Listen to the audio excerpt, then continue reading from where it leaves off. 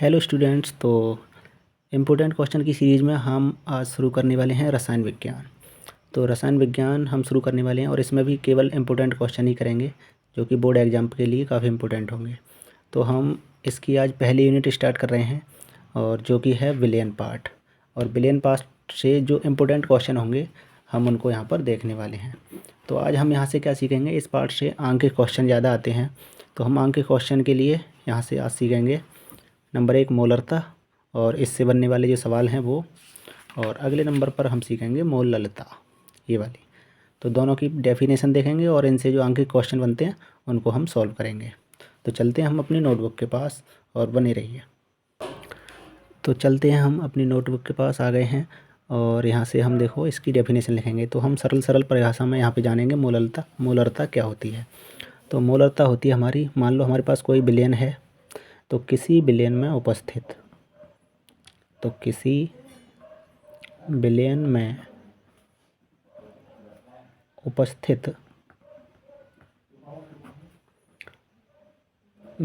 के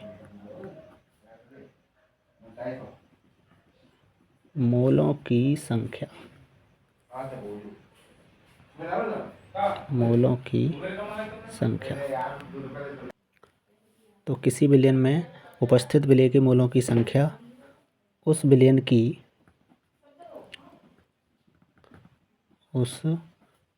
की मोलरता कहलाती है। बस सिंपल सी परिभाषा है, मोलरता कहलाती है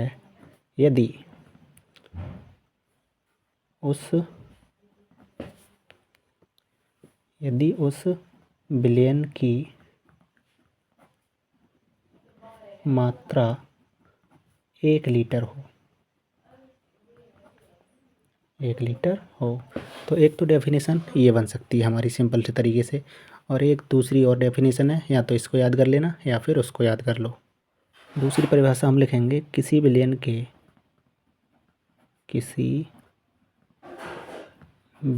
के प्रति लीटर में उपस्थित विलय के मोलों की संख्या उस विलयन की मोलरता कहलाती है।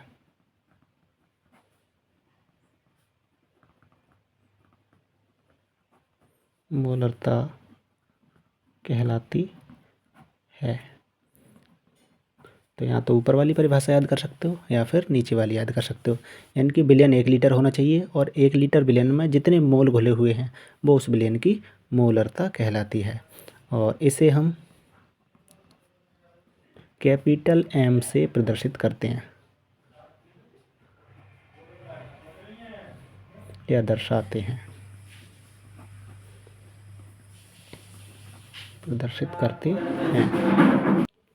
इसका फॉर्मूला होता है मोलरता कैपिटल M बराबर विलय के मोलों की संख्या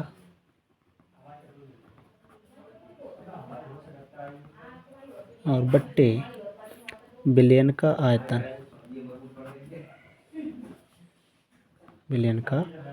और जो आयतन होता है वो होता है लीटर में। ये इसका फॉर्मूला होता है। और विलय के मोलों की संख्या के लिए हम फॉर्मूला लिख लेते हैं। तो विलय के मोलों की संख्या हम कैसे निकालते हैं, विलय का भार बट्टे विलय का अणु भार। तो इस फॉर्मूले से हमें निकालना है विलय के मोलों की संख्या। इस फॉर्मूले को अगर टोटल तुम्हें प्रतीक रूप में लिखना है तो इस तरह से लिखोगे, M बराबर विलय के मोलों की संख्या जो होती है वो स्मॉल w यानी कि विलय का भार बट्टे विलय का अणु भार यानी कि स्मॉल m मल्टीप्लाई, और यहाँ पे विलयन का आयतन है तो हम यहाँ पे 1/, आयतन को भी मान लेते हैं। और अगर लीटर में लिखना है तो लीटर में लिख दीजिए, वरना फिर अगर आपको mm में दे रखा है तो 1000 से मल्टीप्लाई हो जाती है, तो हम यहाँ पर लीटर लिख देंगे। तो ये फार्मूला याद कर सकते हो। अब हम करेंगे इस फार्मूले पर सवाल। तो हमने ले लिया है एक सवाल और ये इस तरह से है कि 5.85 ग्राम सोडियम क्लोराइड 200 मिली जल में घुला है, विलयन की मोलरता की गणना कीजिए।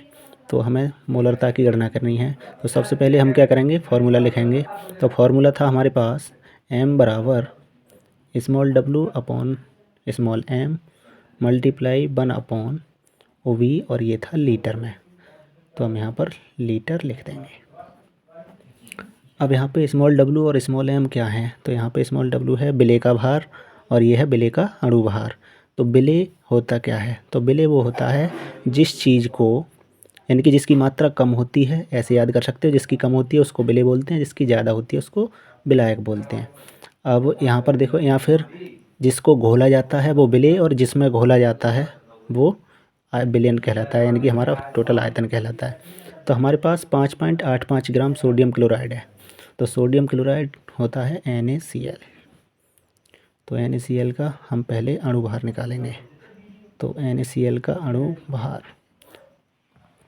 क्योंकि विलेय NaCl है तो Na का होता है हमारे पास, इसको ऐसे करके निकालते हैं, Na + Cl। Na का कितना होता है 23 और Cl का होता है हमारे पास, इसका कितना होता है 35.5, यानी कि ये टोटल जोड़कर हो जाएंगे हमारे 0.5 जैसा का तैसा रहेगा, 5 और 3 8 और 58.5, ये टोटल जोड़ के हो जाता है। अब हम इस फार्मूले में डायरेक्ट वैल्यू लगा सकते हैं। तो m बराबर स्मॉल w कितना दे रखा है 5.85, तो 5.85 अपॉन m कितना निकाला है हमने 58.5 मल्टीप्लाई 1 अपॉन आयतन देखो कितना दे रखा है 200 ml दे रखा है और यहाँ पे आयतन है लीटर में। तो हम क्या करेंगे 200 में भाग कर देंगे 1000 से, तो 1000 हमारा ऊपर पहुँच जाता है। बस इसको हमें सॉल्व करना है। तो सॉल्व कर लो, 2 जीरो से हम 2 जीरो काट सकते हैं और 2 पंजे 10, यानी कि 5 बार में कट गया। पॉइंट के बाद यहाँ पे 2 संख्या हैं, यहाँ सिंगल है, तो हम पॉइंट हटा लेंगे दोनों का, जितनी ऊपर संख्या है उतनी नीचे कर लेंगे, 1 जीरो बढ़ जाएगा। अब देखो कैसे करना है इसको, 585 एकम और यहाँ पे है दहाई, 585 दहाई में ये पूरा कट जाएगा क्योंकि जीरो दे रखा है इसके साथ। अब 5 ऊपर है 10 नीचे है, तो 5 एकम 5 और 5 दूनी 10, यानी कि हमारे पास बचा ऊपर 1 और नीचे 2, यानी कि 0.5 इसका आंसर हो जाएगा। तो m बराबर मोलरता कितनी आई, मोलरता 0.5 मोल। इस तरह से आपको सॉल्व करना है।